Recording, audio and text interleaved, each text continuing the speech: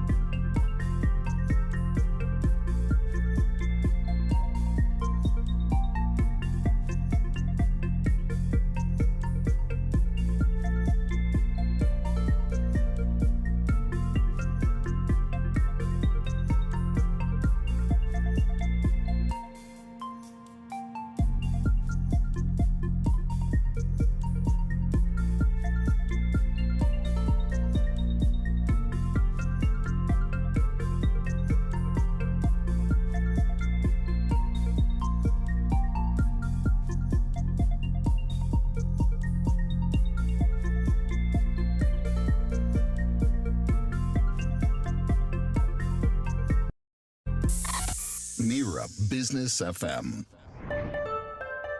This is Mira Business FM. It's the morning drive. My name's Tim Elliott, and for an hour now, just under an hour, we're going to be talking the fundamentals of financial planning. And this is really the fundamentals of personal financial planning, which involves, I guess, a systematic approach, probably the best way to put it, if you want to achieve financial goals. James Thomas, as I mentioned earlier, is an independent financial consultant. Let's move over to James now. Nice to see you. And you, how are you?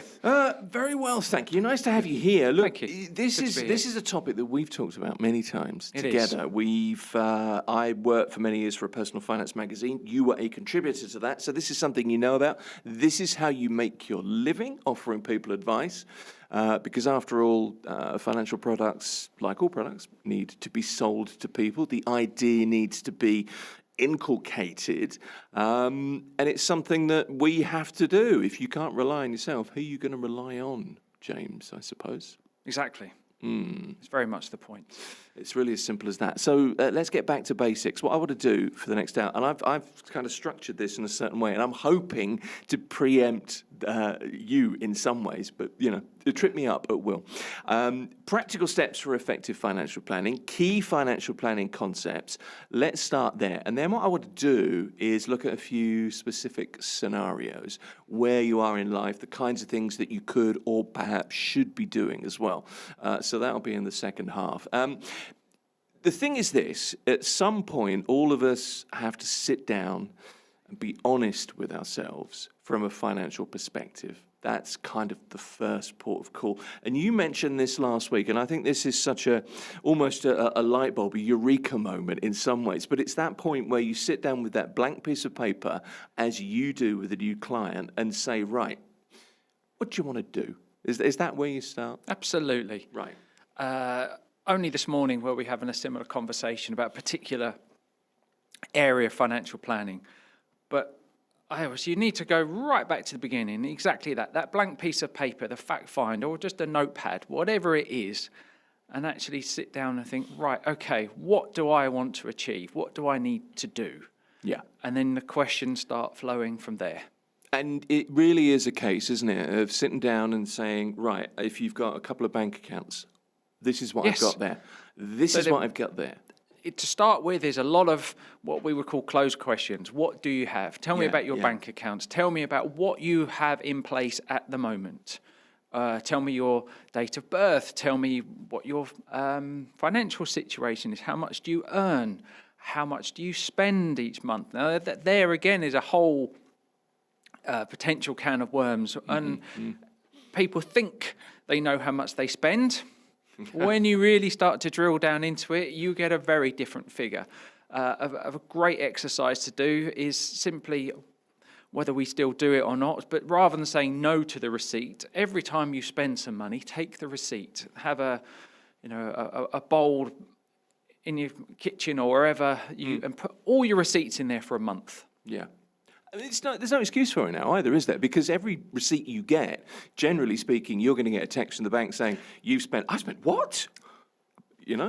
Yes, but I would suggest getting that physical piece of paper. When it's a text message, we delete it, we ignore it, we don't look at it.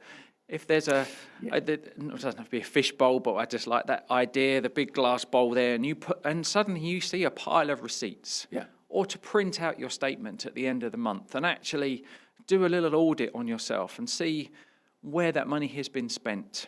It's the discipline, isn't it? It's the discipline. And it's not necessarily to say you should not be buying those things, but it's just actually to make yourself aware of what you really are spending your hard-earned money on. But in terms of where we are now, what we're talking about today, that's a really good place to start. So, and that forms the basis of some sensible, honest budgeting. Absolutely. And that's really, really important if you want to look at exactly where you are. So really the starting point is that blank piece of paper.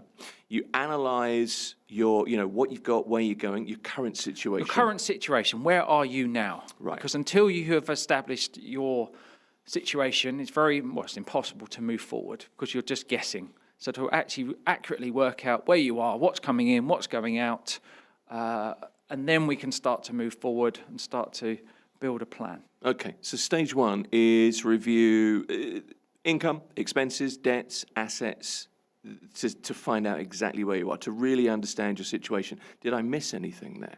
Income, expenses, debts, assets, they're the key points. That's the key point. Yes. And to know, and to keep your receipts, get the fish bowl, Take the fish out of the bowl first. Take the fish out of the bowl. Yeah. They might not appreciate the paper being thrown in, but it's just to get a more accurate picture. Because like I say, people might say, I earn X, I spend Y, the difference, therefore Z.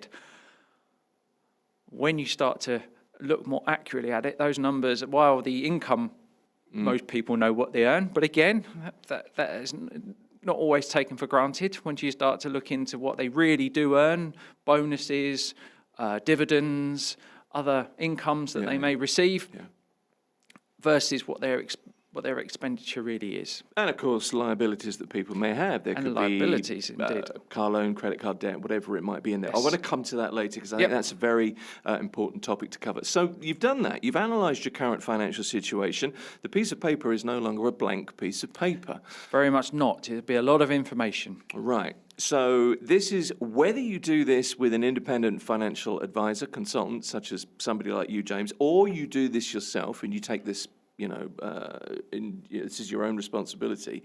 Next step, and I'm wondering if this is the right thing, but to me it makes sense, setting a goal.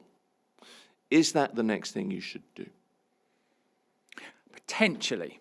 I'm hesitant to say yes, because I think you may be jumping ahead a step or two, because then it's a question too, which is where I think the value that speaking to someone like myself comes in, is actually looking at that, effectively a series of data points, but already you can start to look at what might be areas that need this further discussion. Okay. And then we move on to actually putting some action points in place. For example, do you have children? So then that opens a whole discussion potentially about their education requirements, the cost of that. It then opens discussions. Cost of their training shoes as well. Yep. Yeah, sneakers are expensive. Yeah. Although I'm told there are particular sneakers that are actually worth. Well, if you could point me in the direction of those said sneakers, I'd be very I suspect they need to stay in their box and not be worn, which kind of defeats the object. But anyway, yes, and then obviously related to that, not just for their future, but actually, again, and it's not a particularly nice topic, but one that is absolutely essential, is what would happen if you were no longer there for their future. Okay. So life insurance, critical illness, things that we hope won't happen, but sadly, as we've experienced, do.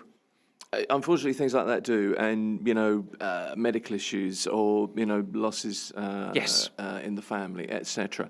Okay, so really that is planning. So that's the planning. So that's where the discussions will open up from. So you've got that data, you've got a much better idea of your current situation. It's then to start to explore the areas that would need further advice and planning. Okay, so 1, analyse current financial situation. 2, create a plan, outline a path towards the financial goals, strategies to get there, to achieve them, and a timeline to kind of implement. And I think, would it be reasonable to put forward a suggestion that, this is a time to start to not put yourself under pressure, that's the wrong term to use, but to put the onus on making sure that you do this. Yes. Because it's something that we kind of run away from. It is. And as we discussed last week, with the those structured notes that had that's right. Yeah. caused some issues. Yeah. It's not to be hard sales and it's not to be pushy, but equally it's to realise that these things are important and should be addressed. So therefore, to put that strategy in place and really start to implement things so that you actually do make sure that you have a good financial plan in place. Yeah, and it's really to get across the importance of financial planning, because it's a very easy thing to imagine. What if you haven't got any money? What if you can't get the taxi to get to work? What if you can't put petrol in the car?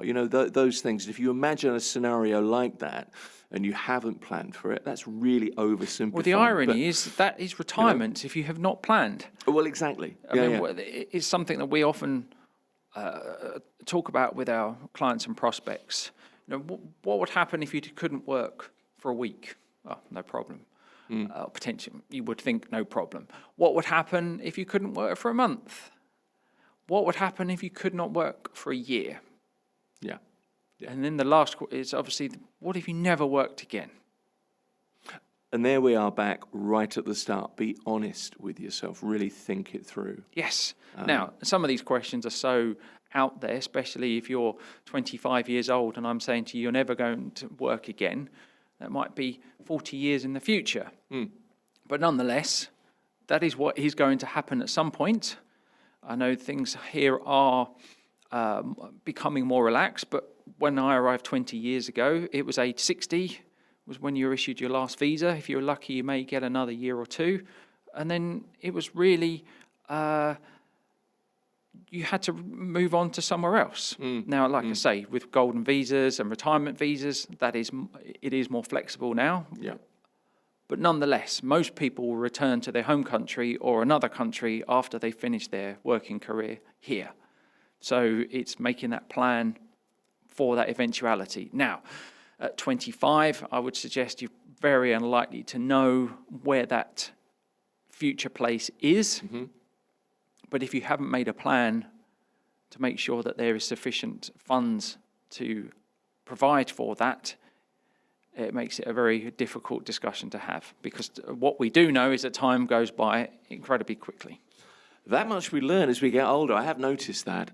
So a wise man once said to me, fail to plan, plan to fail. Exactly. Okay. Yes. So analyze your current financial situation. You've got the piece of paper. It's rapidly filling up here. There's a lot of information there, as you point out, James.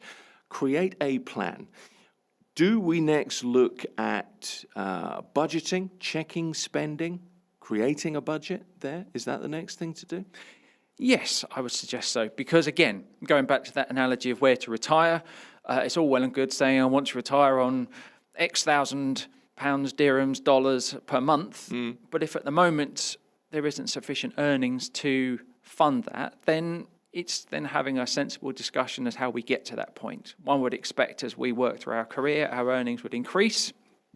But also when you've got the benefit of time, the savings that you have to make are obviously much, much reduced, because you have the benefit of the long future ahead of you before that date arrives. I'd also kind of put forward that I think a lot of people spend more than they earn, and this will lead us to the credit card conversation, the loan conversation in a moment or two, or really don't have a handle on overspending month to month. And that's something that I guess an exercise like this helps you get a handle on.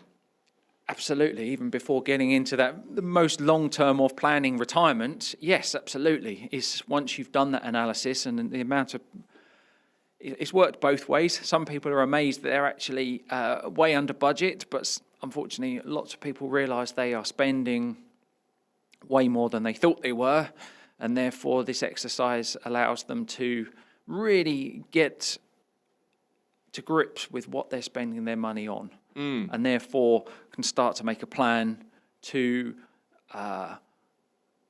be more sensible with their budgeting. Do they need that coffee every morning? Or rather, let me rephrase that. They may need the coffee, but do they have to buy it? Or can they actually go and buy some nice beans themselves, make some coffee at home, take it to work, rather than stopping at the coffee shop, paying probably 10 times the price? Again, it is that classic, yes, it's not much money, but once you do that every day, every week, every month, and you not just, that's just one very small example, but there are many other ways that suddenly you can really make some significant savings to your budget or your expenditure. You see, I think that's an interesting point, because I think generationally now, perhaps the older generation looks at the younger generation and thinks all you do is buy cappuccinos and eat avocado on toast. Absolutely. That's exactly what came to my mind, and I really don't like that, because it's unfair. It is unfair, but it's an easy example to use. Yes, yeah. There are other expenditure that of a similar ilk that can be very easily reduced. Cook for yourself, dare I say. Buy. You might enjoy it. If you're eating, yes, make it part of your day. And again, when you see what you're spending on eating out, if it's every single meal, versus buying some groceries, cooking for yourself. It's not the most cost-effective way to do it. It's not the most cost-effective. And just what I'm trying to highlight is that a few small changes in various aspects of your expenditure can make an enormous difference to what you have left at the end of the month. It's that relationship between essentials, the things you really need, the weekly shop, the petrol for the car, whatever it is, and discretionary purchases. And I'm not talking about, buying the latest gadget or anything else.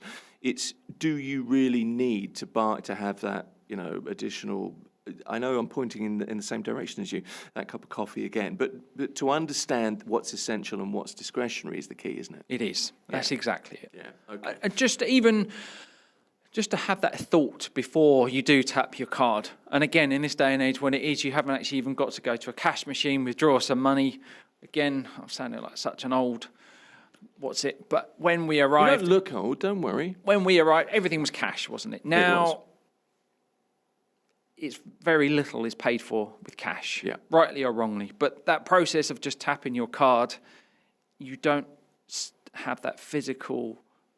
There is no physical exchange. You don't see the cash come out of a cash machine into your wallet or purse and then actually be spent and then see it empty again. Yeah. It's simply, we're not even getting a card out now, is it? I'm told, again, it's a sign of old age when you have a wallet, when you should just do it all on your phone, tap. But it's... Even my father pays. He's 82. He pays with an Apple Watch wherever he goes. There you go. I mean, it's spread across. But the point is, I know exactly what you mean, and it's a very hard thing to define. The idea that you're not parting with physical notes or coins, there's a disconnect between what's in the bank account, isn't it? Yes. Okay, when you use a card. So it's something to It's just, again, think about. It's exactly that, to think about it, be aware of, have more ownership of where your money at the end of the day. This is your hard-earned money. Where is it going? What are you spending it on? And are you enjoying what you're spending that money on? If the answer is yes, then fine. Yeah. But it's just to take a little pause and think, where has that gone? Because if at the end of the month you're finding, as you rightly say, that you're then leaning on your credit card or having personal loans, which are a great short-term win, but they need to be repaid. Yeah. And just to keep, as I say, just take that a little bit more awareness of where your money is going. Yeah.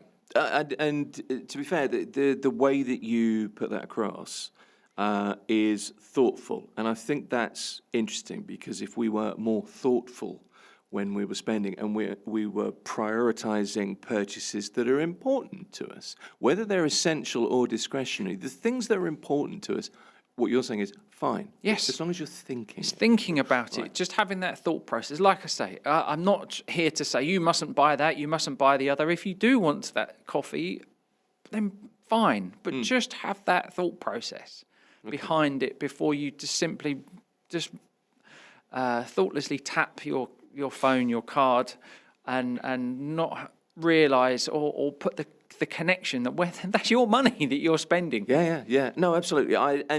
That's really interesting. So be on top of your money. Don't let your money be on top of you. I learned that years ago. Fortunately, but it was a painful lesson. Credit card, oh, great, this is free money. Of course, it's not free money. I took ages to pay credit card debt back, and I now live in my kind of ethos now is, if I spend on my card, I pay it back. I pay it back in full. I mean, again, it's one of those things. I mean, when one of the first things that you're offered when you go to university, and I'm sure at college or wherever it might be, is a credit card. And the amount of people that then were given what were at the time a relatively low credit limit, but straight away they'd be at their maximum, and then having to pay literally the minimum amount and just servicing the interest. And no one had explained to them, now maybe you should be aware, but again, this is part of the educational process that I'd like to think that we had, is making people aware. And as you quite rightly say, a credit card is a very powerful tool if it's used correctly. But if it's repaid every month. See, this is the thing. I think people look at credit cards a number of ways. I look at credit cards. I think they're great. I think they're fantastic things, really useful. Very often online you get a better deal because you may get, some form of insurance, payment insurance. You may get access to lounges with airlines, whatever it is. All sorts of benefits that come with them. Huge benefits. But if you're not aware that there's a potential price to pay if you do not keep on top of what you're spending on that card. Yeah. The other thing, and I don't know what you think about this, I don't know if this is never really something that's talked about, is I always feel I don't enjoy being in debt. I don't like the pressure. And maybe this is just a personal thing. I don't like the additional stress. I don't think that's particularly a personal thing, but this is very much a personal experience. I'm debt-free, actually, I have to say, and I'm fortunate in that way.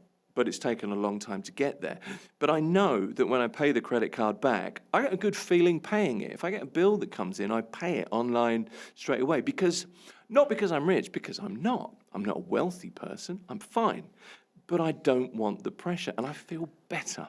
Absolutely. Well, again, it's twofold, isn't it? The discipline of making sure everything is paid. But I 100% agree. That feeling when the credit card balance is zero, when DWAR is paid and you get the text message saying that's done, your Etisalat or due, I think it's a great feeling. And it's one that people should embrace. Again, you've paid your debts. You're free. The rest of that money is then yours. Yeah, which is perhaps the point we're going to come to, is then paying yourself first. Well, using that money, that's your money. So therefore, don't be entrapped by the debt and liabilities that you've accumulated. Yes. Actually flip it on its head. Make sure that you're in control of your money and your finances, so that when there is money left in the bank account, that's yours. And like I say, whatever your hobby might be, whatever your enjoyment is, don't feel guilty of spending that money on that. If it's a thoughtful purchase, not just a throwaway tap, and suddenly there's a big chunk of your surplus income gone.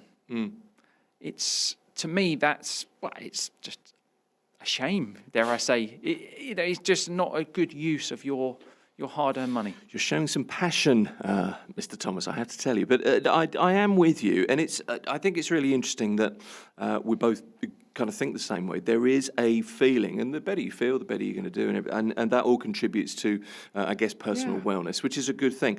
I want to come to paying yourself first in a moment, because I think that's a really important concept, and that's quite I don't want to use the term empowering, but it is kind of empowering. It's a freeing kind of feeling. It is. First of all, though, if you do have credit card debt or high interest debt in some way. So yes, going back to that fact find, that analysis, the initial review of your current situation. If you find that you do have liabilities, then we need to rank those in order of the level of interest that they're accumulating. Okay. Typically, credit cards, unsecured debt will have the highest rate of interest, followed by personal loans, typically, and then finally, mortgage debt will generally have the lowest level of interest. Why? Because it's secured against the property. Yeah. So, first principles, pay off the debt that has the highest level of interest, because that is what is accumulating at the quickest rate. Generally, a property will be a much longer term, but that is usually your home, or maybe it's an investment. But nonetheless, even if it's an investment, rather the rental income that it's generating, if it's set up correctly, should be servicing that debt. If it's not, again, that's another discussion to have as to why do you have that investment? Again, there might be reasons behind that. But yes, as a first principle rule, pay off the highest debt first, make sure that that's paid down, and then you're freeing up more capital for yourself. Absolutely. And if you have a couple of credit cards and a car loan or debt that is weighing you down, talk to the lender, talk to your bank. Absolutely. If you're finding that you are struggling, yes, talk to them before you get to the point of default. Yeah. Because that's often very hard to come back from. But there are ways of restructuring. There are ways to restructure, but absolutely. But again, these things need to be spoken about. You need to take your head out of the sand, to use that analogy. Yeah, yeah. If you just leave it until the point of no return, it's much, much more difficult to find a path out of that situation. So be honest, and you can sort yourself out, and then you will be able to move forward. That really is the point. Okay, we're going to take a break. We're talking to James Thomas. He's an independent financial consultant here on The Morning Drive. We're talking about the fundamentals of financial planning and a concept in a few moments called, known as Pay Yourself First, PYF, not Pretty Young Thing, not a Michael Jackson song, but we're going to come back and talk about, try to break that down here on Mira Business FM. Next. Mira Business FM.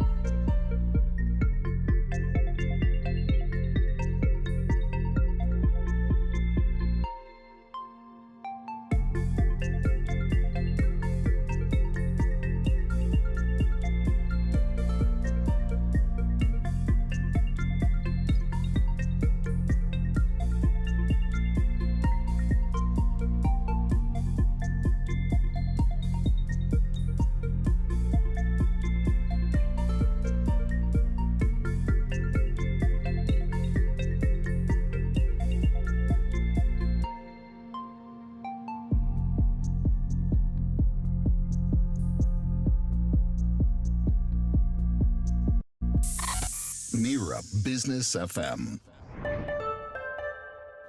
It's the Morning Drive. I'm Tim Elliott. This is Mira Business FM. And we're talking personal finance. Just a reminder, you can listen live on our website. Maybe that's where you are at the moment, mirabusiness.fm. Everything we do is there. Watch, listen on YouTube, Twitch. We are live. Plus, you can catch up on any interviews you might have missed. Find us on X for News, Instagram for Shorts, and on LinkedIn if you'd like to know anything more about our guests. Plus, wherever you find your podcast, the usual story. Subscribe, let us know how you feel about the content that we make. Now, this morning, in this hour, we've been talking about the financial planning fundamentals that we all really should know right now. It's a systematic approach that we need to take to managing our finances, that much I've learned. Budgeting, saving, investing, risk management to achieve your financial goals is some of the topics that we'll cover. So far, analyze your financial situation, your current financial situation. Be honest, that's where you start, with that blank piece of paper. That will then fill, create a plan, learn to budget, check your spending, prioritizing purchases that are, I guess, most important to you, whether they're discretionary or essential. We've talked about paying down high interest, credit card debt as an example, perhaps a car loan that you might have. James Thomas is here. He's an independent financial consultant. James, I was just thinking in the break there slightly more about debt and how people handle debt. I find it very hard to handle financial pressure. I don't like it. I guess that's the same with a lot of people, and I kind of want rid of it as much as I can. But you've obviously talked to people in your career who have faced debt issues, whether it's credit card debt or others. What do you need to do if debt is getting you down? Because it can have a serious effect on a person's financial health, on their well-being, on their relationships, etc. And of course, you know, if you are in debt, it does prevent you managing money properly. Yes, absolutely. It is one of the most serious parts of financial planning. If you're in debt, it really can affect you in all the areas you've just described. What I would say, as we said before the break, is to try and not wait until it is unmanageable. Back to the honesty. Back to the honesty statement. part, absolutely. So if it is credit card debts, can it be converted into a personal loan? Not that I'm a huge fan of that, but typically the loans will have a lower interest rate. It can then be consolidated. It can then be structured into a monthly payment that is hopefully then more affordable, and then you can see the debt dropping. And then also you've got a known payment, with going back to the budgeting, so you can actually make a plan that I know I need to spend X amount to service that debt. Yes, it may take a few years to get that under control, but nonetheless there's then a plan in place to reduce that. But it's, as I say, it's that honesty, it's taking control, it's not letting it run away from you. Yeah, and that's really the key, isn't it? It's facing the issue head on. Facing the issue head on and getting on the front foot. Okay. Here we are at Pay Yourself First, which is a long-established, I guess, principle more than anything else, not just an acronym, PYF. And it is, I guess, the theory that you are paid at the end of the month, assuming you're employed, or you get a salary of some description, and you pay your bills, and you pay any loans that you may have, you pay any liabilities that might arise, and then you decide, right, I'm going to pay myself, and that forms the basis of your savings. The rest is my money. Is that reasonable? Yes. But kind of how it works. Exactly how it works. But I think, again, if people do not think to that degree, at the end of the month, X dirhams comes into your bank account, and it's not really then considered where that money is going to go. It just happens over the course of the month. Various bills will come along, various other expenditures. That money gets paid out, and you then perhaps go on holiday or plan for a holiday. You maybe go for a night out or two. Suddenly, at the end of the month, the money's all gone. You know, it's just that. It just disappears into the ether. Money's like that. If you're not careful, yes. Yeah. Or like the tap, it runs down the sink, through the plug hole, disappears. Yeah. So the principle of pay yourself first is actually, again, through the process of the planning, is to say, right, this amount is coming in. Let's make sure that I'm doing something with a proportion of that money. Now, I use the example of a British national because the tax situation is very easy to understand. If you're a basic rate taxpayer, the government will take 20%. If you're a higher rate taxpayer, it's 40%. There is a threshold above, but let's worry about the 20 and the 40%. A principle that I've often used is to say, but if you're a higher rate taxpayer back in the UK, take 20% of your salary and put it aside. So you've still given yourself a 20% pay rise, if you want to call it that, an allowance, but you're taking a significant chunk of your salary and paying it to yourself first, and actually making a conscious effort to do something with that money. And again, another cheesy line is to make sure that when you eventually leave the UAE, you've got more than memories. You've actually got a lump of cash in whatever form that takes, and that's the next part of the conversation, to take home with you. That's interesting. I mean, this is assuming expatriate tax planning, but I think the principles of financial planning apply across the board. These are universal. These are universal. Ideas, I use the example of the British national because tax that's reasons, sure. just from the tax, but most European countries, and most countries other than the UAE, have a similar structure that if you earn a salary, you are taxed. The rates and the thresholds and the amounts might be slightly different, but the principle is still the same. Yeah. You earn money, part of that will be payable to the government of that country in tax. The huge benefit why many of us come here, it's not the only reason, but it is a great benefit, is that the salary that you earn is paid to you. Yeah. Yeah. Okay. So pay yourself first. So put that amount, that percentage, however you work that out aside, pay your bills, and then the rest of your money is your money. And if you do that consistently, you begin to build funds. Okay. Now, there is another, and I think this is a really important part of personal financial planning because it relates back again to trying to take the stress away. Yes, and I know where you're leading to. It's absolutely built. The first part of that savings plan is to build a cash reserve, a buffer. 3 to 6 months salary typically is what we would normally recommend, just so that that unexpected bill, the washing machine breaks, the car breaks, whatever it might be, that unexpected bill, suddenly it's not a problem. Yep. You've got a nice pot of cash that you can simply pay whatever it might be from that money and not have to worry. The great thing about that is it doesn't derail other plans you may have for your money as well. And as long as you take the view that, okay, I do have that buffer there, that's what this is for, I can use it for this, and then you take steps to replenish. So it's not to be the place where you pay the monthly bills, the DIY, etc. from. Yeah. It's for those unexpected, and it's just an amount that's sitting there. Now, some people may say, well, that's not working very hard for me, but that's a further discussion. But I would always argue the flip side of that, again, is that peace of mind, knowing that should something come along unexpectedly, immediately accessible, pot of cash to pay whatever it might be. Okay, and that's over and above any savings you may be intending to position in an account. Absolutely. So my view would be you build that 3 to 6 months buffer. Once you've got there, then we can start to talk about building a longer term strategy. So that may be, again, pension replacement, lump sum, regular savings, actually taking that money and moving into a vehicle that's outside of your bank account arrangements that can be invested into, again, funds that we will discuss. And by funds, we mean investing into stock markets. And again, that's a whole different discussion. But the principle is that you start to move that money aside and actually building a pot of cash above and beyond what the emergency fund is.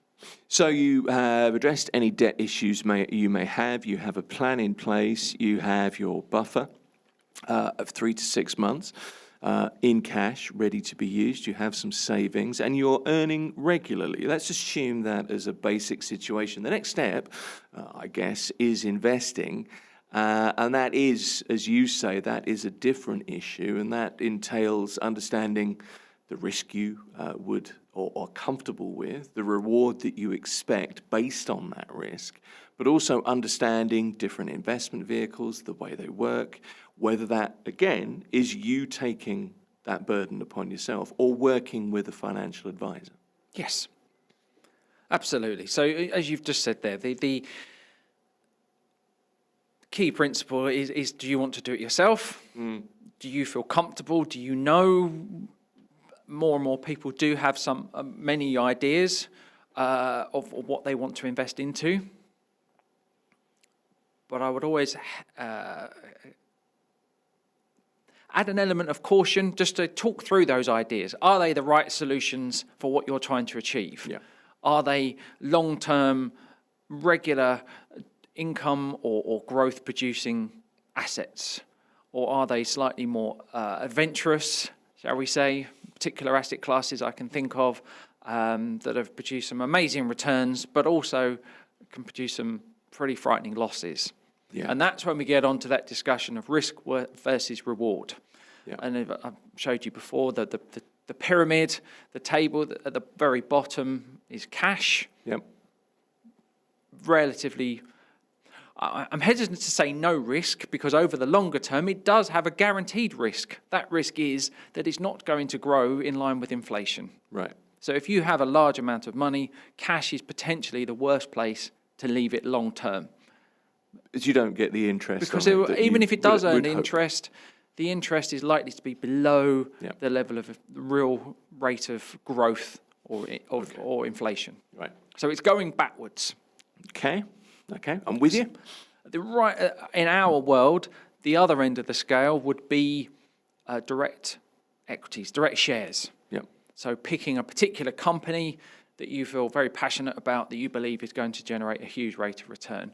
And if I'm allowed to use examples, NVIDIA would be a great example over the last few years. Amazing numbers. But one, is that going to continue? I think if it's not the world's biggest, most valuable company, it's certainly one of the top 5. It may be that that's going to continue. But to now double in value, it's got to grow to be twice the size of almost its nearest competitor. Yeah. So then the question is, what is the next NVIDIA? Yep. And that's the risk. Absolutely. If you hit, the jackpot or the bullseye, you're going to see some amazing levels of return. But for every company that generates the returns like that, there will be many, many more that disappear without a trace. The point is, with this segment of financial planning, this is kind of the next level, isn't it? The investment segment. This requires research, it requires work, and that needs to be constant. Yes. Because the business world these days has always been dynamic, these days exponentially dynamic. Yes. Okay. So the area between that cash and the direct shares is where typically mutual funds, unit trusts, OICs, was a great name, open-ended investment companies. These are collective investments. Right. But by that I mean there is a fund manager or team of fund managers who sit there, and their full-time job is simply to select individual equities to sit within that portfolio. Right. So that's all they do. And they will then have different ideas of what they're trying to achieve. Are they looking for growth? Are they looking for income? Are they trying to invest in particular segments of the market? And that's all they will focus on. So that's why we typically will recommend that sort of asset class, because even though I follow the market probably more closely than most, I don't have the time, because when I'm sitting down talking to my clients, I'm not following what's going on. I'm not trading. I'm not looking to buy and sell on a daily basis. Our strategy is typically to buy and hold. Right. And all of those other transactions are going on within that fund. We hand over that responsibility to those professionals whose sole job it is to do that on our client's behalf. And you need to be aware of that. You need to be aware that there is a fee involved in that, of course. There is a fee, yes. There is a relative kind of comfort level. But again, that is next stage investing. That's the point that that's kind of our cut-off point, if we're honest, for this particular segment, because that's the point at which specialized knowledge comes in, and we need to be looking at, what is a stock, what is a bond, what is a mutual fund, Yep. what are these investment vehicles, how do they work, and there's probably an hour in just what a mutual fund Easily. is. Yes. So this is the point that I guess we'll kind of park it there, but that's where you're aiming to get. That's to, where to you're aiming to find- get to. This is the longer term investment planning. Right. Okay. So this is once you've sorted out your current situation, you've worked out where your money's going, you've built your nest egg, your emergency fund, that's where you step onto as the next point of discussion. So you consider your risk versus reward kind of appetite for that. You look at the mix of investments, because obviously you don't put everything in the one place. You want to have a spread in most cases. And if that's aligned to your time frame for investing, your financial needs, your comfort with risk, then you would move on from there. But it's not for us to tell people what to do with that, but that's kind of... But they've level, highlighted, isn't it? absolutely. So there's many, many areas that need to be discussed Yep. and reviewed, because it is such an important part of one's financial plan. Yeah, and risk management is another whole discussion, or 10, I'm thinking. But we've got 5 or 10 minutes left, and what I wanted to do was to give you a few scenarios, okay? You've decided where to begin, you know where you are in life, you've made the decision, you're going to take the step, here you go, you're about to dive in. You've weighed up the risk and reward, but what do you need to do? What's absolutely non-negotiable? Would you take into consideration that piece of paper, the things that you have, the things that you're looking to do, the plan that you have, life cover, savings plans, mutual funds, market exposure. Let's put all of those to one side for a minute. I'm going to give you, how many scenarios have I got? I've got 4. Okay. Here we go. Scenario number 1. A young, unmarried, single, fresh graduate, 22, 23 years old, starting out on a career, may have first job, first foot on the ladder. What should somebody at that point in their life be thinking about financially? Again, educating themselves, Okay. because they're right at the beginning of their journey. Mm-hmm. So the more information and the more knowledge you have, the better. Okay. As to practical things, we haven't gone into a huge depth this morning, but life insurance will never be cheaper. Okay. And as boring and as perhaps unnecessary at that point, if they were to simply take out some life insurance, it would never be more cost effective for them. Mm-hmm. Because in the future, when they potentially do then get married, have children, the cost of that life cover and that protection would only be more expensive. So even if it's not necessary then, there is an argument to consider putting something in place, because the premium will be, relatively speaking, pennies. Okay. So that would be an aside conversation.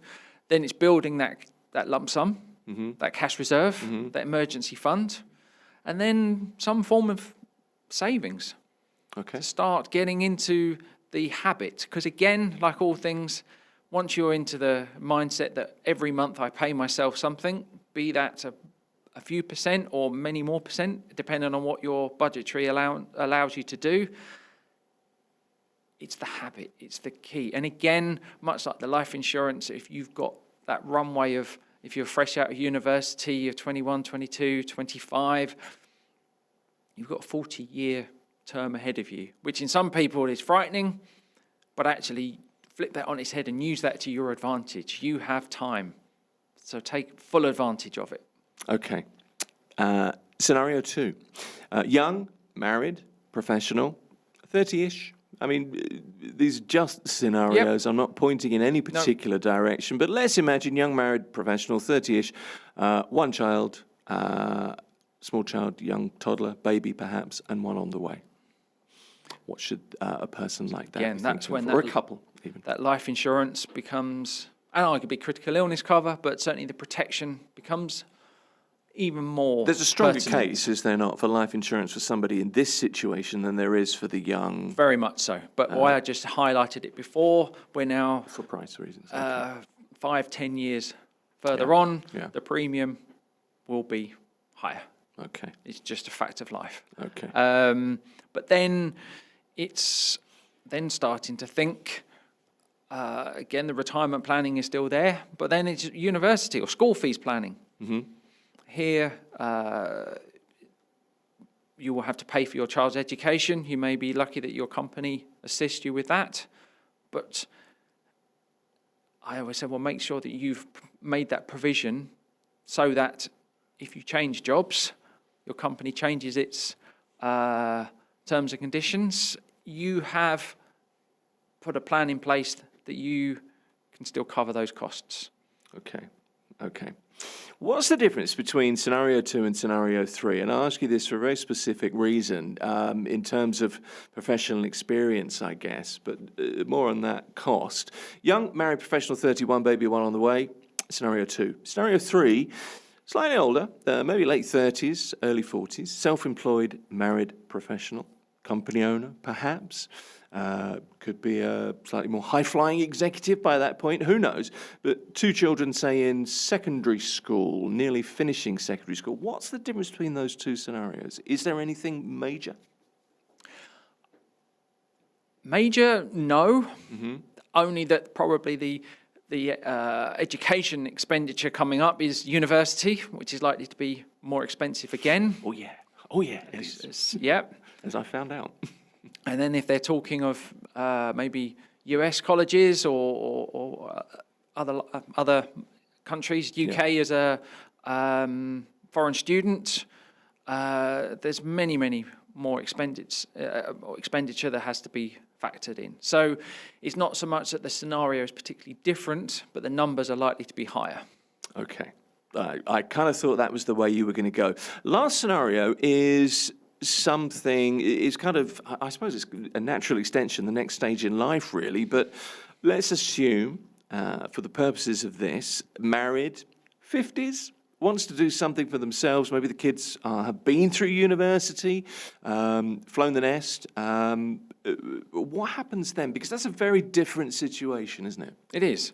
Again, life cover becomes less important. I'm not going to say not important, but why do we take out life cover? Is to protect either a liability or a potential future liability that could be presented. So if the university or school fees have been covered, then that's gone. And it's also, you would hope by that point you've built sufficient cash reserves of your own that, again, it sounds very crude, but it's not meant to be. If you were to die at that age, what would the financial implications be? Yes. Yeah. So therefore, by that stage in your life, it may well be, from a financial point of view, there are no implications. There's obviously the emotional and everything else. Sure. That will always be the same. But from a financial point of view, the life insurance becomes less important. Do you know, that's a really interesting point, the way you said that there. You do need to be able, this is an incredibly hard thing to do, but you do need to be able to kind of divorce the financial implications and the way you look at those financial implications from the emotional Very much situation. so. The emotion's always going to be there, but from a financial planning point of view, potentially very different. And it's key to be able to separate those 2 issues. But from that 50-year-old, potentially would be retirement. That's very much now, rather than that 40-year runway, that's probably a 10-year timescale. Sure.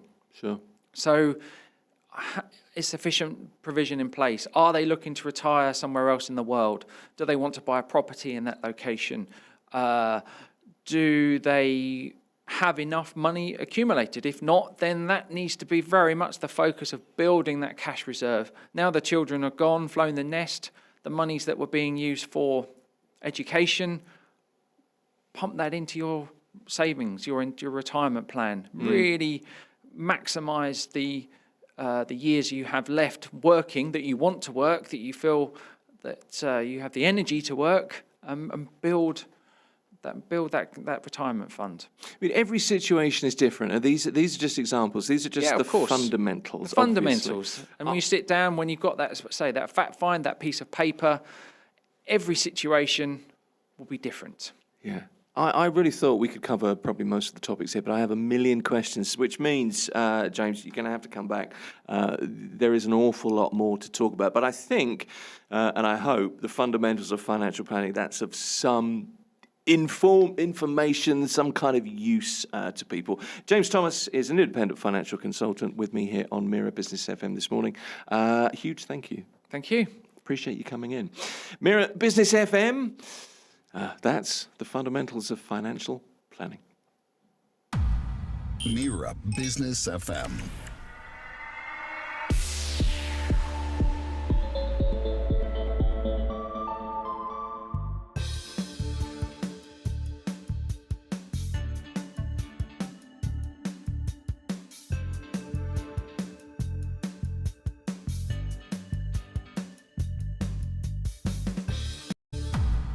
Mira Business FM.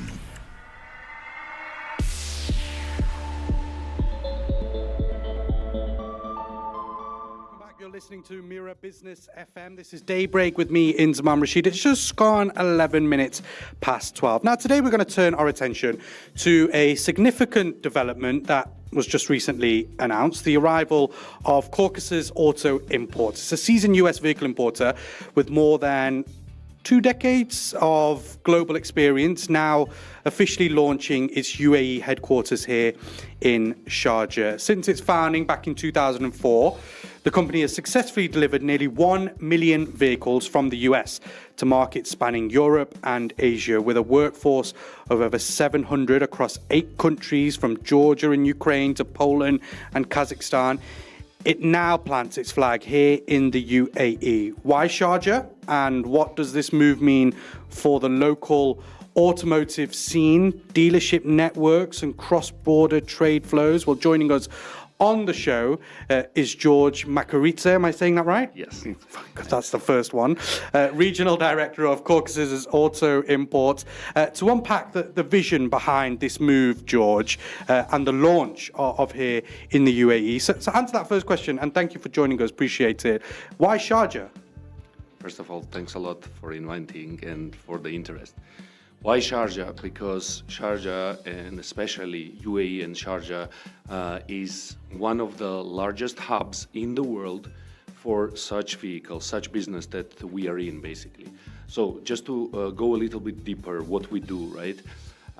We represent the largest car auction in the United States, partnered them, and we are, as you mentioned already, in 8 different countries.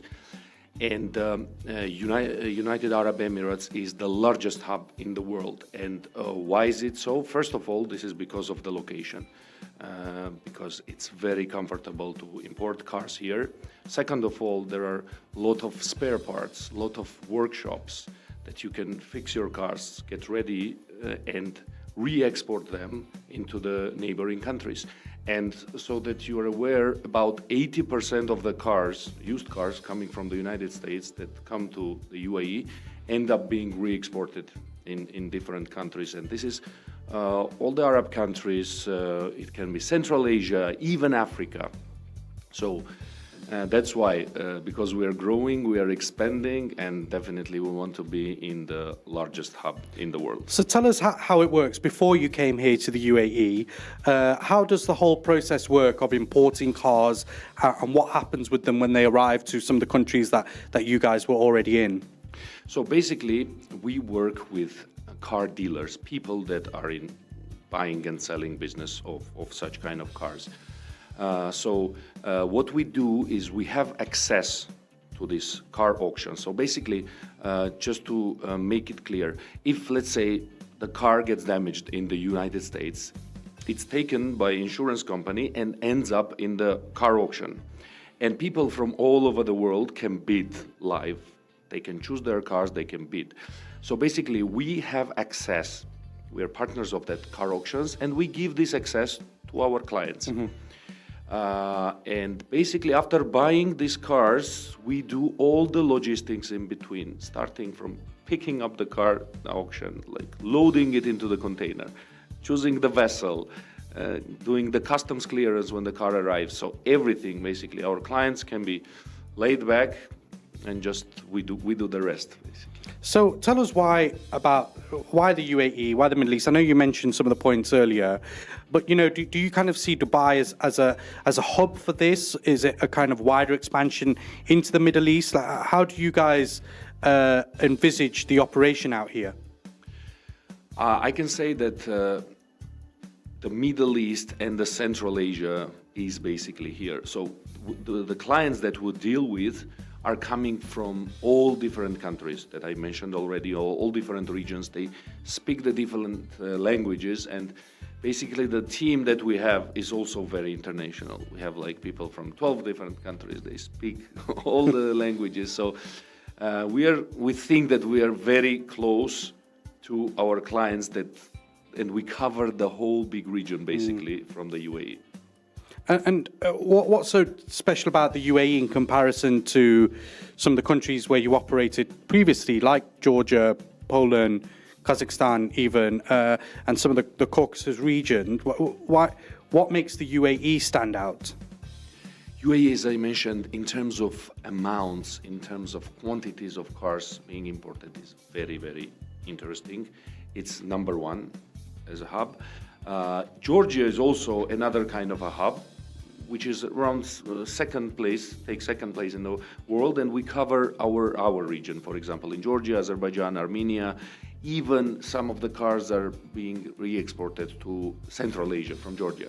But UAE is much bigger, basically, scale-wise. It's much bigger, and then we definitely decided to be one of the players here. Why not? Do you think maybe you come a bit too late? Is it, or is timing still, is it still thriving? Is it still growing? Do you feel like you've come at the right time? Do you wish you'd come sooner? Well, you can always think that we would wish to come sooner, but it's definitely not late. The industry is growing. It's a fierce competition, honestly speaking, but I think we bring a lot of expertise, over 20 years of expertise, and we have some very, very unique products that still are unique to this market, and we believe that we have great potential here. I was going to ask about that, because what is it about US cars in particular that people out here, particularly out here in the UAE, are so obsessed with? Is it still those kind of beastly SUVs that people love, the Cadillacs and, those big cars, or kind of sedans and electric cars? Are they gaining traction out here in the UAE and the Middle East as well? What are you noticing? You know what? As I mentioned, we are dealing with people that are in this business. We don't deal with retail customers yet. And the countries that these people re-export cars to have different kind of regulations. For example, some countries accept only engines that are less than 1.6 liters. Some cars have to be not more than 3 years old. So it all depends on the countries that they export the cars to. But in general, I can say that the most popular countries, producers are Korea and Japan, which is, I think, universal now all over the world. And it's mostly it's Hyundai, Kia brands, Toyota, Lexus, Nissan, those kind of brands. But obviously we have a lot of electric cars, we have a lot of large SUVs. It really depends. We have a lot of motorcycles as well. So the cars from US in general are very appealing to clients because they have very good specs and they're much cheaper. So you know what? It's a very common known thing that probably one of the worst financial investments is buying a new car, because as long as you drive out of the car dealership, it loses around 10-15% of value, and within 3 to 5 years, you're on half of the value. So finance-wise, it's really bad. So what do you notice specifically about kind of UAE businesses or customers even, and Middle East customers about wanting specifically US cars? Like, how much of a interest is it to people across the region? They have a lot of interest, mostly, as I mentioned. Why? Because they are being re-exported. In this country, people are skeptical. You know, there are some kind of legends that GCC specs is more prone for local heat, weather. But you know, when you think about it, in Florida, it's hot as well and humid. You know, so all American spec cars are pretty fine for this weather, I would say. And most importantly, it is the price. I would say it's the price. You can get the same kind of model from US, maybe 20-30% less. So this is really appealing to the people. It's a big business as well, right? Particularly here in the Middle East. And you guys have shown that. You've got over 700 people working in the organization. You've delivered around 1 million vehicles from the US to markets around the world. It's a big business when it comes to the size of the operation, but then also financially as well. It's a very big business. Absolutely. It's a really big business. It's very fierce competitions, and as I mentioned, because UAE is the largest hub, everybody is here. All the international, all the local companies, they're all here, and competition is really fierce. But we still try to somehow differentiate ourselves. And how do you do that? How do we do that? So let me tell you one thing. So when you know, in general, when the companies grow, somehow they lose this human touch at some point. So what we are making sure that every client, every partner that we have two people who are assigned to them. One of them is a car expert. And why car expert? Because at the end of the day, they are buying cars from the photos without seeing actual car, right? So we have car experts who have extensive experience. They have bought thousands and thousands of cars. Plus, we give them insurance from the photos. So if the car does not arrive, like you saw them in photos, we're gonna reimburse. The second person that is always assigned to them is a dedicated personal manager, because after buying a car, there might be so many questions. You know, is my car loaded in the container? Where is the ship?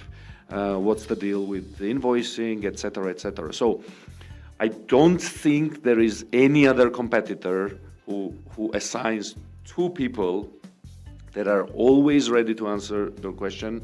This is probably, together with the technological advancement and development, we never want to lose this human touch. Why do you think that is so important in this day and age, having that kind of human element for someone to go to and ask questions, you know, not just typing a question and a robot responds, you know, online or on the app or whatever. Why is it important for you to have that human element? I think this is the nature of the business, because you are buying something which you have not seen.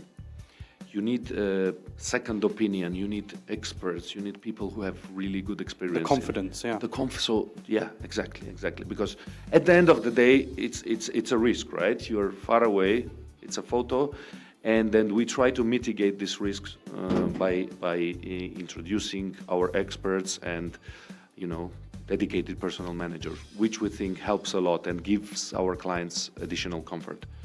I want to ask you a bit about that kind of idea of confidence and trust as well. I mean, this is it's an industry which, you know, transparency and trust is kind of suffers sometimes from grey areas. You know, if someone goes to buy a car, sometimes they are maybe given false information about where the car's come, or if it's been in an accident, particularly when it comes from imported cars, and especially from the US as well. What kind of work do you guys do to ensure that there is the right information, that right information is shared correctly as well? And how do you work on that trust and that transparency with customers? Absolutely, such a great question. Again, this is one of the ways to mitigate risk, and we basically have access to the car histories in the United States. This is what differentiates US spec cars from different kind of cars, because in United States you have all the history documented, every oil change, every brake pad change, the whole history is there. So basically, you know exactly what you are buying, and we definitely give all this history to our clients. We check all the cars that clients are interested in, and we give our expert opinion, basically. So this is always transparent with us. Plus, there are no hidden fees. I mean, maybe it's like such a word that everybody is using, but like we give all the information in advance. So there are really no hidden fees. Plus, what is very important is that we do not have any intermediaries. We deal directly with shipping lines like MSC and Maersk. So with us, it's faster and it's cheaper and it's way more comfortable. So how do you kind of improve that relationship though between a customer wanting a car? Given, I've had my own experience. I've gone down to a dealership in Ras Al Khor or wherever it may be, and I've gone there and he said the car has not been in any accidents. It's from the US. It's totally fine. It maybe had some paint work done and that's it. And then when you actually do the digging yourself, and because I'm quite thorough, I got the VIN number, I did all the digging and everything, and I found that the car had been in a huge accident. But a lot of people might not do that. A lot of people might just trust the dealer and buy the vehicle. How do you really improve that trust and transparency from the car coming over or the car being advertised to the person who wants to buy it? You know what? This business is a repetitive business. We deal with people that are buying and selling cars. So it's not like just he bought one car and then we forgot. If he's not happy, if he has problems when the car arrives, if we did not give him correct information, he or she will never buy another car and will move away to the competitors. So this is what we're looking for. We're trying to build the relationship. It's not just selling a service and then forgetting. Because it's, again, if they're not happy, they're not going to come back. So it's in our interest, first of all, to give them honest and full information about the risks, and then give all the information that we have. I'd be really interested to know what kind of lessons you've taken from operating in the likes of Georgia, Ukraine as well, and other countries. What kind of lessons have you taken that are really useful from there, the successes that you've had from those parts of the world to navigating what it's like here in the UAE, where it's fast and competitive and it's a really kind of competitive environment, as we've mentioned. What kind of lessons have you taken? You know what? I would say it's universal in most of the countries. I mean, people are buying cars, and then you give them all the information. What we have learned during these all years, there are some hidden things in the photos that untrained eye cannot see. And it doesn't matter. You might be a very experienced car dealer, dealing with buying and selling cars here on spot, but it does not necessarily mean that you would spot a problem on the auction photo. So this is where our expertise comes from. Buying a car in Ras Al Khor, as you said, is totally different experience, and choosing a car on the photo and then looking at some hidden problems that might be there is completely different. So this is where our expertise comes in. George, please stick with us. We're going to head to the news very shortly. So much still to chat to you about kind of logistics and supply chain and the future as well of how you guys expect the business to be going. George Makarita, the Regional Director of Caucasus Auto Import, with us here in the studio on Mira Business FM. It's coming up to 12:30. We're going to get the news very shortly. We'll continue the conversation with George after that as well. And remember, if you are listening and watching us live across YouTube, wherever you are in the world, leave your comments and we'll try and get some of them across and out the airwaves today. We're here with you until 2 o'clock. This is Daybreak on Mira Business FM. We'll get the news coming up next. Welcome back to Daybreak on Mira Business FM. 12:33 is the time, and we have George Makoritse, the Regional Director of Caucasus Auto Import, in the studio with us this afternoon. We're talking all thing cars and cars being imported, particularly from the US, and the success that Caucasus Auto Import has had over the last few years. And of course, now here in the UAE, opening in Sharjah and operating out of the Emirate there. So George, just tell us how long you've been now in Sharjah and what you've noticed the trend is like, and whether it's been successful so far since you've been here. So we've been in UAE, especially in Sharjah, for about a year, but we have changed our office. We're preparing for an opening, and we moved 2 months ago into our new, very, very nice office, which is in Industrial Area 4 in Sharjah. And the development we've seen here is that people are more and more interested in new things, new products that companies are offering, I mean, in our industry. We have basically experienced quite a robust growth in amount of clients working with us and amount of cars that they buy. So. And tell us why a new office. Is it a bigger office? Are you expanding? We expanded basically. We wanted first of all to be in the right location, because location is the most important, and Industrial Area 4 is known for its used car basically profile, let's put it this way. And we got the bigger office and we were renovating it, and we wanted to be in the main spot. We also have a second location, which is in Sajja Industrial Zone, where we have a yard where we open containers. So maybe we can talk about logistics a little bit. Yeah, of course, it moves us nicely onto logistics, because obviously, you're not just moving small items around the world. This is, big cars that essentially you are sending across the world. Just tell us how all of that works. Try and explain to us in the simplest of terms how you get a car from the US over to the UAE. Yeah, that's like a logistics company. Maybe it's a little bit boring, but it's really exciting for us, you know, how to move this. You're a logistics nerd, is that what it is? Yeah. kind of. So basically, when the auction is finished and then our partners won the bidding, we start the logistics chain. So basically, we send the dispatch to the auction to pick up the car, and we bring it to one of our warehouses. So we own warehouses in United States in several ports.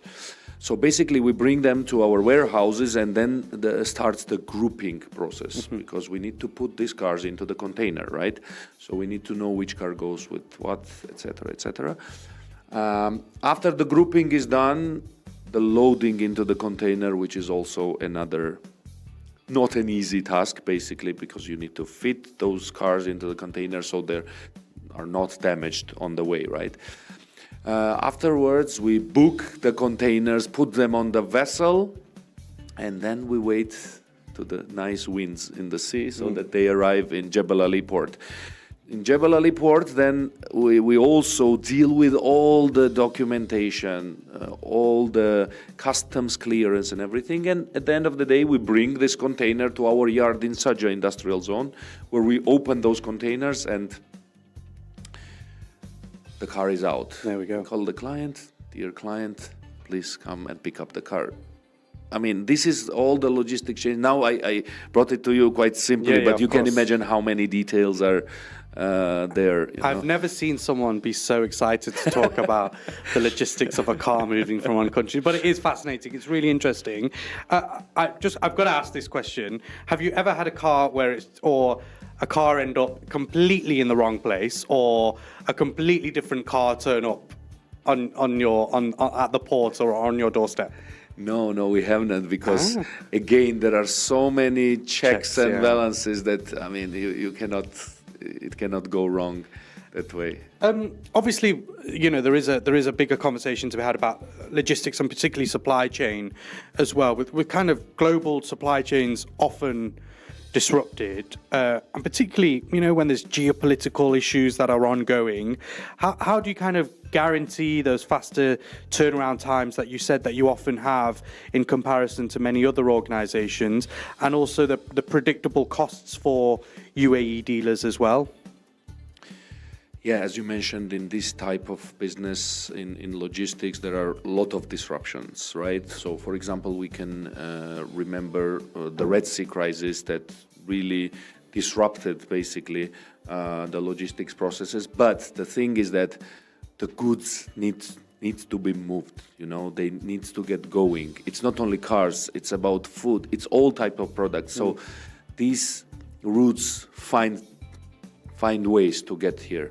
So, for example, because of the Red crisis, the vessels would come all the way to South Africa and going the different route. That's it. I mean, there might be a small disruption, which is really painful, but again, the routes are there and it can never stop, basically. So in general, these kind of disruptions are pretty much understandable. It's not that, let's say, we did something wrong. I mean, it's some global issue happening and everybody is affected by it. So yeah, we do our best not to make any mistakes, whatever we can, give answer to, right? I mean, if there is a global disruption, it's out of your hands. It's out of our hands. Yeah. I'd be interested to know. So you mentioned that the cars then come into Jebel Ali and then are taken to your to where you operate in Sharjah. Is there nowhere directly in Sharjah where it can come, or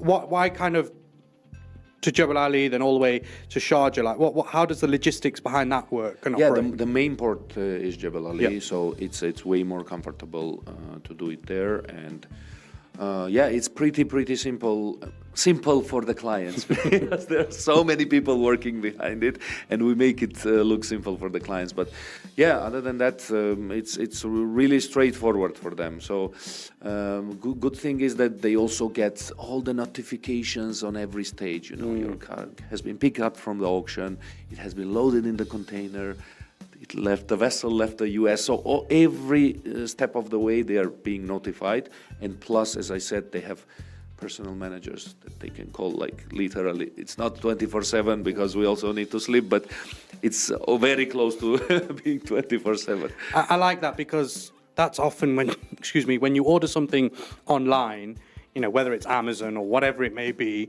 I'm kind of always one of those people that is looking at the tracking update, and I think we've just, as humans, got that kind of ingrained on those who order stuff online. So when it comes to a car and a big purchase, a lot of money, you want that kind of confidence of knowing every step of the way where your car is. Is that something that was hugely important for you guys? Of course, it is very important. Again, we are responsible for something very expensive, as you said, because if it's like some small thing from Amazon, okay, even if you lose it, you don't care, right? But this is something really valuable, so we definitely give comfort every step of the way to our clients. So is it like automatic notification or giving them a call? Like, for example, a few months ago, there was one of the disruptions as well. And one of the vessels, instead of coming to Jebel Ali, stopped in Oman. And we gave notice to our clients that this is the situation. We didn't wait, for them to call us, because it's like few days disruption. The vessel arrived a few days after. It was not a problem. But it's very important for us to notify and be proactive. In touch. Yeah, absolutely. Yeah. Let's look ahead now then, George, if I may. I'd love to get your take. I know you've only been out here in the UAE for a year, but I'm sure you would have studied the market very well since the time you've been here. But how do you see the UAE automotive industry evolving in the next 5 to 10 years? That's very interesting, actually. What I see, first of all, the population of UAE is growing, right, constantly. It means that more and more expats are coming. And what do expats need? They need to move around, right? So the demand on affordable transportation is very important. And here we're not talking about luxury cars. So what I see in 5 to 10 years, I see demand growing in terms of affordable cars, and affordable and durable cars, right? And with a slighter more accent maybe on hybrid and electric vehicles, as we also have Generation Z and other generations, like they're more, how to say, environmentally friendly, right? So they look about pollution, they care more about it, and they're also very cautious in terms of spending, right? When I mentioned this, buying a new car is one of the worst financial investments. These guys that are growing up now are looking at these kind of things, let's put it this way. They're taking it into account more than, let's say, the millennials, right? So going forward, I see like stable growth, definitely, and I see little bit more focus on sustainable cars, less emission cars, and affordability and durability. And so when it comes to affordability, do you think there will be more focus, even more focus than now on second-hand cars and particularly imports? I mean, I'm just thinking, a few years back when we had the huge car chip crisis and so many people then were looking towards second-hand cars because it was impossible for manufacturers to create brand new cars because of the chip crisis. Are you seeing that trend still increasing, or has it plateaued, or how are people looking at second-hand import cars? I definitely see this growing second-hand demand on second-hand cars. Definitely, as I mentioned about this generation who is more cautious, and at the end of the day, people try to save more and more because life gets more expensive, and people are learning more about investments. And I think this is like the bouquet of all those different reasons why this business cannot stop growing and maybe even go faster in the future. And how do you see Caucasus Auto Import playing a role in the way that the UAE kind of sees second-hand cars and import vehicles, and also just the automotive industry in general out in the UAE? How does your organization fit into that and kind of make waves and changes to the automotive industry out here? We want to basically be quite strong here by bringing the products that are not available on the market, which is, for example, one of them is like flexible payments, that you can pay part of the car when you buy it, and the second part you pay when the car arrives, which is amazing for our dealers. It's basically helping them finance working capital. Basically, if they're buying, let's say, 5 cars per month, they can buy 10 cars per month by this. So we're going to support them all the way. And there are so many, as I mentioned already, this human touch. So I think there are several things that we learned all the way during this 20 years. What are the problems that dealers experience? And we definitely want to solve this kind of problems. It's not that we're not going to scream and shout, like we're going to steadily grow, hope for their satisfaction, and satisfied client brings more clients, etc. So we're going to build up a very steady business. I can already feel that, and this past year has shown us that, there is no way back. George, look, thank you so much for your time. It's been an absolute pleasure having you in the studio explaining how the world of US import cars in the UAE works, and of course about Caucasus Auto Import. Just before you go, do you drive a US import car? Of course. What do you drive, can I ask? I buy Kia Sportage 2023. Look at that, look at that. Not just walking the walk, driving the drive as well. Of course.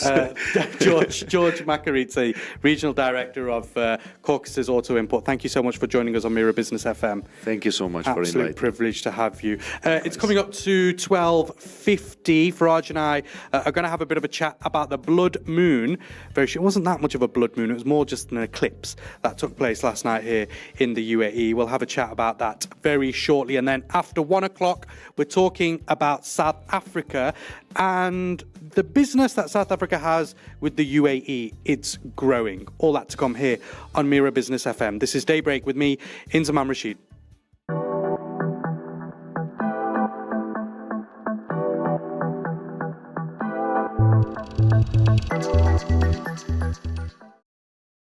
Welcome back to Mira Business FM. You are listening to Daybreak with me, Inzamam Rashid. We've got around half an hour left of the show before 2 o'clock. And in the last hour, we were talking to someone from Mira Developments about investment, Zia Ramzayev, who talked us through all of the best investment opportunities in Dubai, also competing against the big dogs like Emaar, Aldar. We also specifically spoke about how developers are bringing construction in-house and the reasons behind that, but also the benefits behind that. Someone who can also add on to that, and we can go into so much conversation about construction and the way things are in Dubai, is Mawaz Al-Sheikh. He's the general manager of Mira Constructions, and he joins us in the studio here at the Art of Living Mall at Mira Business FN. Mawaz, if I could just get you close to the microphone just to say hello. How are you? Welcome. Hi, how are you? Very good, thank you. Thank you so much for joining us. Last minute. Yes, it's happened. If we could just get you nice and close to the mic, that would Okay. be lovely. Thank you. So we can hear your... Basically, they kidnapped me. Yeah, they did. Basically, yeah, they stole you like the diamond, and Oh, brought you thank into. you for that. It's a nice compliment. No, but look, you are, crucial in terms of construction when it comes to real estate development, particularly for Mira Group. But obviously, you will have insight to the wider Dubai as well. Just tell us a bit about your role. What do you do in Mira Constructions, and the importance of that role? Okay. Basically, we established like this Mira construction to do all our construction work in house. So it is the best idea for any developer to control the quality. So like basically we came to this to control our quality, to make sure that the quality which we are looking for is the best quality on the market, and we are giving to our end user the best quality which they are looking for. And this is actually it's a big task. It's not an easy at all. So we start establishing our Mira construction. We work hard like to gather the engineers for this, the mostly experienced people. It's not only from here, from the local, it's like from outside as well. So like we start gathering from Turkey, from Russia, from like different countries to get the best engineers, which they will give us like the best quality which we are looking for, and which our end user they are looking and with us. So the projects which we are doing, it's a luxury projects. We are doing projects which is all collaboration with the brands. So for that, we have to select like some different type. Like we should look outside of the box. So that's why we hired even like our workers. If you will see, we start hiring the workers from outside. It's like usually here, like it's usually the workers, they are coming from some certain countries, but we decide like to have some different countries as well. So where are your workers coming from right now? It's coming from Uzbekistan, it's coming from Turkmenistan, and it's coming from we're having from Russia as well. But why are you doing that? What's the reason that you're doing that? Why not go traditional, the route that India, Pakistan, where a lot of construction workers come from? It is a nice question actually. Basically, the workers from these countries, like they are not one type profession. They are multi-profession. So like one worker, they can do like, for example, paint, tiles, like wallpaper, these kind of things which you will never find it in like these like from India or Pakistan, like something like that, because they are focusing in one activity only. But these workers, they are having multi-skill. like, yes, multi skills. And if you will ask me like why multi skills, it's important for me. It's important because the laborers itself, they know what is the next step. So like basically like they are working on the block and they know that they have to do it perfectly because he is the one which he is going to do the plaster. So they're forward thinking. Yes. And it is helping a lot, trust me. I'm not like trying to like praise our work, but if you will see the quality which we are having, it's some...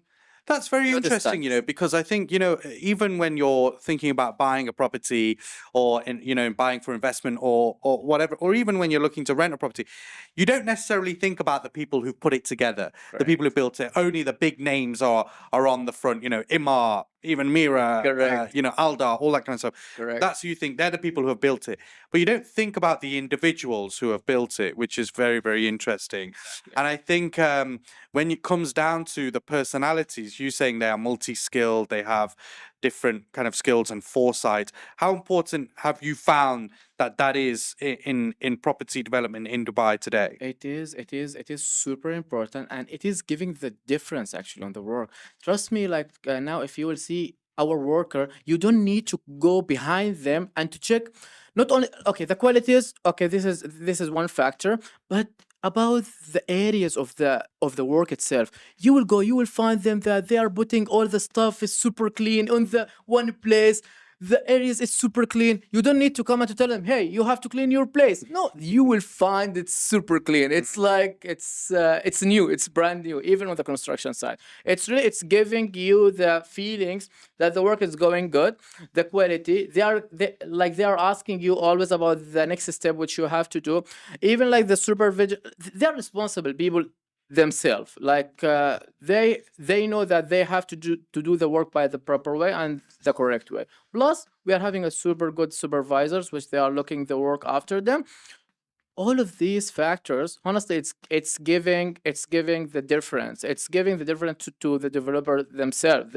So today you know that what you are building from inside the walls. It's not only like the things which you are seeing from outside, for example, the tiles or the paint or the ceiling. You know what is inside that. It's reduced the factor of the maintenance on the future. Sure. It's a big factor because if we are going to the what is called to the maintenance, it is not a small things. We'll come back to the kind of actual construction and what Mira is doing and all that kind of stuff shortly. What I want to ask you about is, it seems that Dubai's developers, real estate developers, are bringing construction in-house more and more.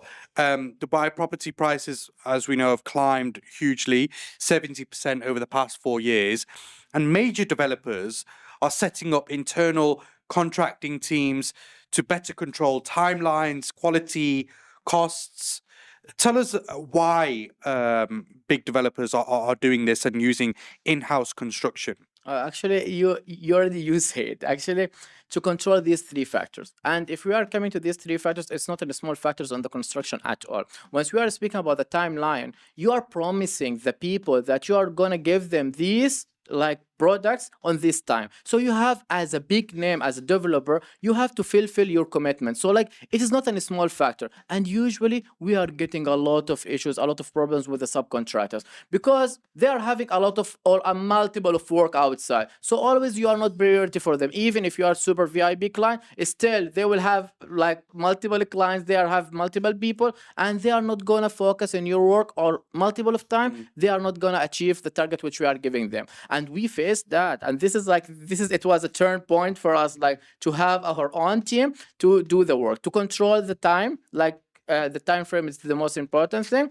plus the quality, which the things which I start with. So the quality is the most important things. Usually the subcontractor, because like okay, you are paying for the subcontractor to do a certain work. They are focusing that we are gonna finish this work and to leave this place and that's Move it. on to the move on to the next one. Yeah. So like they are not focusing that much, like to give you like the like let's say the 100%. Sure. Like they can give you 90% if you are monitoring them million%.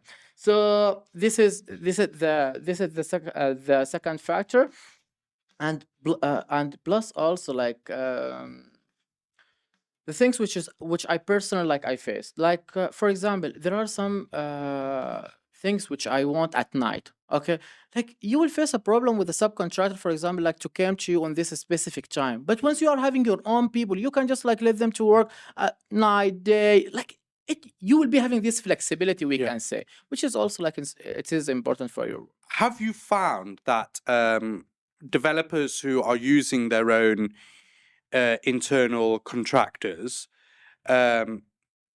for construction, have you found that timelines are becoming shorter? There are fewer delays. There are not as many delays as you would if you had a subcontractor. For sure, 100%. Once you are having your own team, 1,000,000% that you are just controlling the time.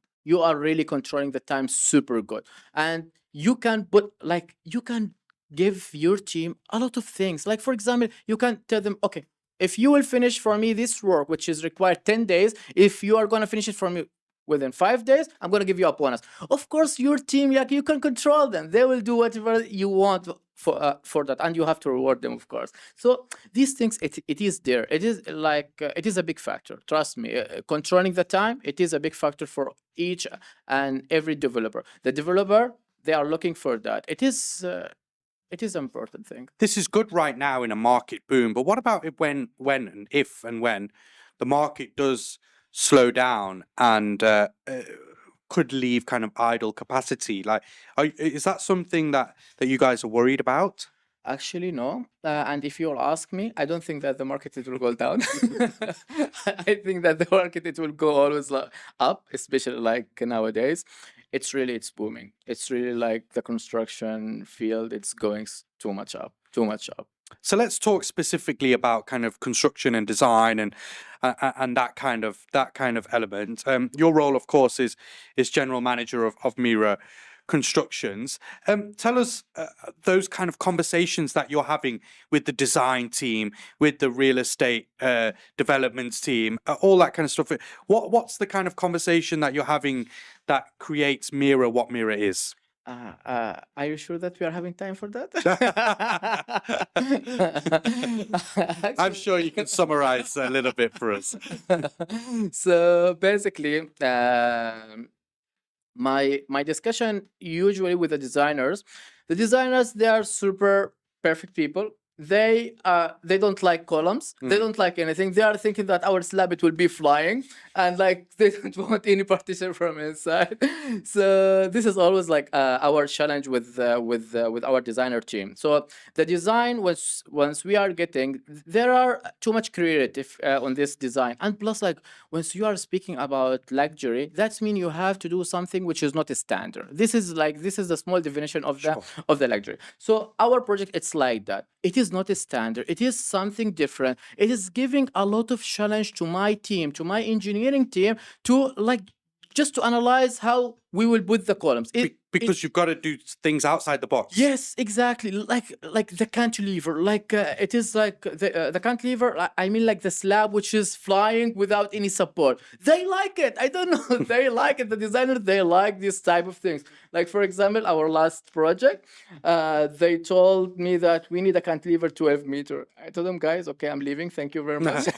Yes, it is like that. It is challenging, and each and every project which we are having, it's not a standard if from the design perspective. But this is the thing, right? Mira makes you kind of raise the bar and get to that level. Exactly. Of challenges, right? Exactly. Moaz, just can you give us an insight, because I don't think many people will truly understand what does it take for a property, a design of property, to eventually from the idea to doors opening and apartments being available. What's the process? It gets designed, it then goes to you guys, it then goes to the when it's finalized, the real estate development, the agents. How does it work? Just give us that process. Okay, so basically we are getting the design from outside. So like it's called a pre-concept design. So like the pre-concept, it's the idea of the project which we are having, either that a tower or like a villa or whatever.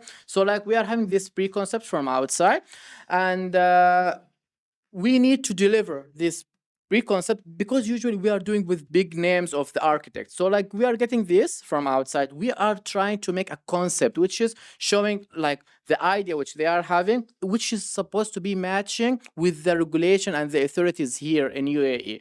So this is like we are getting from them. Our engineers, they are making this design, like another design which is matching with the authorities here, and after that there are some part which is called authorities approval. So we are having like for each place there are authorities approval, from Dubai municipality to DDA to Tarakhis to Nakhil. So all of these they are authorities which we are getting their approval on the design. After getting the approval from the design perspective, as a design it's okay, we are going to the engineering part. From structure, MAB, because like we are doing everything. We are doing the structure to make sure that the elements it's strong enough, like to hold this building, plus the MAB to make sure that the MAB services it's perfectly MAB meaning mechanical, plumbing, and electrical. Okay. So like all of these things, like it should be perfectly done as engineering work, or otherwise you will face like, safe. Yeah, yes, yeah. and like if you will tell me about the engineering, these small words, like maybe the people they will listen, oh, it's just like a pipe which they are hiding the pipe.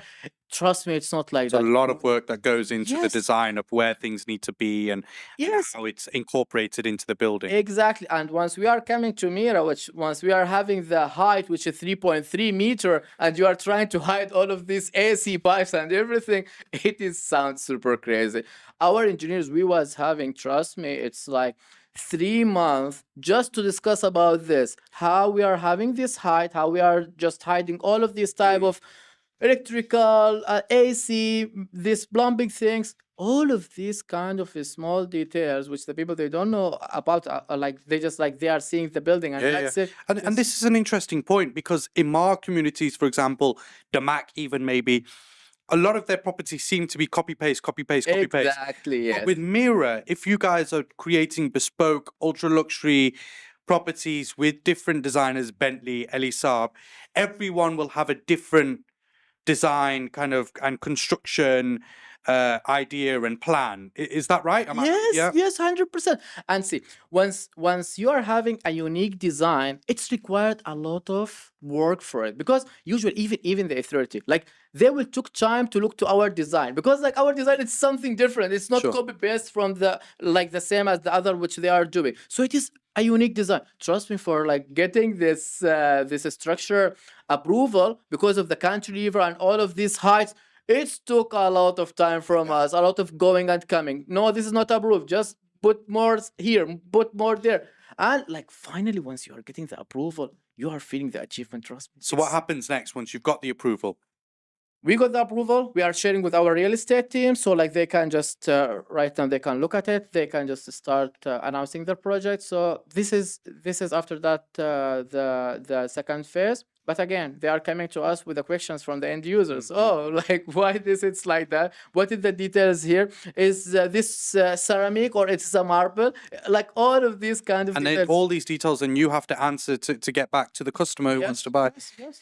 It's a it's a very interesting cycle, the way that properties are developed in the UAE. And also you think that, you know, with so many properties going up, everyone has their own different styles and plans and all that in place. Just talk to me a little bit about the kind of thinking outside the box and designs that Mira in particular is coming up with.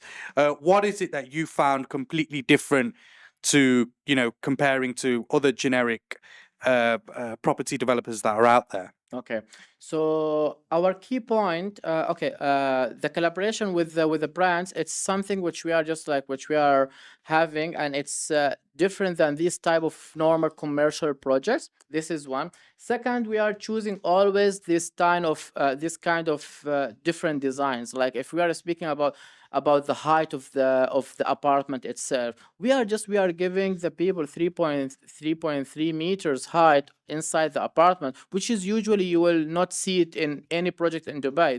These kind of things, it's giving more comfort. It's giving our signature design on this type of the project. Looking from the cantilever, which I told you, like if you will see like our Bentley villas design, you will see the minimum numbers of the columns which is there, because we are looking for a different design. It's not like a normal villas which is standard columns and standard walls and that's it. And also, like if we are coming to the design of the AC, for example, we are giving like some different type of the AC which is controlling for example the humidity, which is okay. We are focusing in some things which I don't think the other developer they are thinking about. What's your most favorite development that you've worked on as a construction manager? Oh, like I can't, like now I can't say. You must have one. I like I like Benghazi. Yeah. Yes. Why? Actually, because they are the way how they are just making the things fast. It is also it's nice, honestly. Like they are just their project is going fast. You will see them like everywhere. It is something. For you as a general manager of construction, what are you looking for to get the best results? What is the most important kind of things on your agenda? Uh, there are multiple things. Like we can say it's a one factor. There are okay, the quality perspective. It's the most crucial things. It's the most important things which we have to look at it. And once we are speaking about the quality, there are a lot of things which is coming to. So like from the manpower, the same as how I started, to the quality of the engineers which we are having, to the quality of the product itself. So like we are looking for the high products like everywhere. So from the small things, our teams, they are coming, for example, for this like the concrete type. We are going like The for details, yeah. yes, like these small things. We are looking for for each and everything. Really, it is a multiple of things, and we are looking for all of this. So like we are not leaving anything. Yeah. So that's one aspect. I presume safety is also, Yes. crucial in the construction Yes. in the construction world. It is, and it's always like connected with all the parties. So today, like if you will see like our projects, even me, if I'm trying to enter without this safety things, they will not allow me. Like, oh, excuse me, you can't enter. So safety is the most important things, and we are making sure, for example, for our real estate team, sometimes they are asking like they want to see the site and they want to come. So also like we are having this type of the safety things. You can't enter without this. You can't enter without that. You have to inform us before like 1 week. All of these Doesn't matter things- who you are, whether Yeah. you're a worker or whether you're the Never. most senior manager. Never. I told you they are not allowing me to enter Yeah, sometimes. Yeah. I just want to ask a quick question as well about your construction workers. When we are in incredible temperatures like we have seen this summer in Dubai, reaching 50 degrees, yes, there is a working ban between 12 and 3, but what kind of things do you guys do to help protect the workers who are working away long hours in the heat? Actually, it is a nice question. We are thinking about our people, about our workers. They are the one which they are giving us like all this productivity and the work to be done. So for that, we are usually doing the shifts. So like there are night shift which is preventing this kind of the heat time standing and all of these things, plus the safety things. Like always, we are having safety people there. We are having like doctors which is available in our construction site, so like to make sure if there are any things required from these type of drinks, like making sure that the worker they are like drinking enough water, enough type of juices, all of these kind of things. Like we are having a special team to look after all of these things on the construction side. Yeah, that's very interesting because we only see it from, driving in our cars or I sometimes see it from my apartment block, all the construction workers working either early in the morning, late at night, and it's still very, very hot outside. So you do think what is being done for the safety of these construction workers are hugely important. These are the people who built Dubai at the end of the day, right? Yes, Very, very crucial. We've only got a couple of minutes left, Mawaz. So I'd love to ask you specifically about some of the Mira projects right now that you're working on, and the kind of the nature at the market, the way the market is performing right now. It's booming, as we know. A lot of developments happening very, very quickly. Are you finding yourself working more intensely now than ever before, given so many new projects are coming? Yes.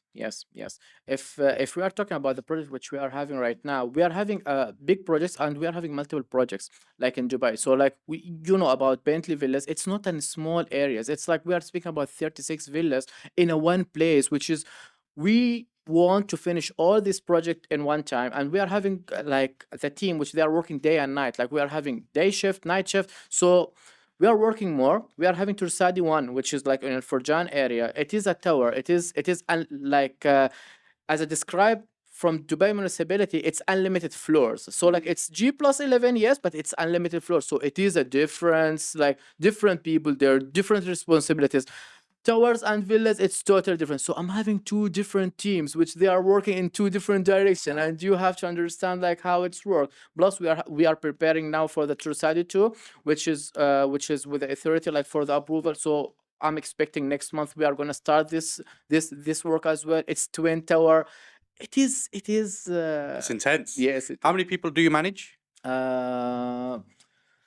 We are having 50 engineers, and the number of the workers which we are having, it's almost 800. Wow. Yes, It's a right big now. team. Yes, and we are planning like to reach to 2,000, like couple of months. Well, look, you've spent a lot of time with us. I'm sure you're a very, very busy man. Thank you so much for giving us an insight into the construction world, particularly of Mira. We'd love to get you back in to talk when there are future announcements. I'm sure plenty to come as well. Thank you, Muaz Al-Sheikh, the General Manager of Mira Construction. Thank you for your time. You are welcome, and nice to meet you all. Yes, you too. You are listening to Mira Business FM. This is Daybreak with Inzamam Rashid. It's coming up to 2 p.m. We have had a great couple of hours on the first show of Daybreak on Mira Business FM. Remember, you can follow us on Twitter at Mira Business FM. Keep watching as well on the YouTube channel.